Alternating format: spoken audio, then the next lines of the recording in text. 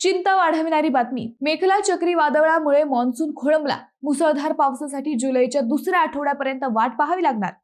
शेतकरी मित्रांनो, पेरणीची घाई करू नका, कारण मान्सून पुन्हा एकदा लांबला असून पुढील काही दिवस पावसाची स्थिती फारशी समाधानकारक नसणार आहे. अहिल्यानगरसह राज्यातील अनेक भागात सुरुवातीला पाऊस झाला, पण त्यानंतर कडक ऊन पडल्याने शेतातील ओलावा टिकला नाही.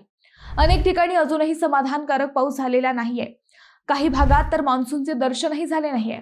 हवामान अभ्यासक आणि जलसंपदा विभागाचे सेवानिवृत्त कार्यकारी अभियंता उत्तमराव निर्मळ यांच्या मते सध्या अरबी समुद्र आणि बंगालच्या उपसागरात मान्सूनला मदत करणारी कोणतीही मजबूत हवामान प्रणाली सक्रिय नाहीये.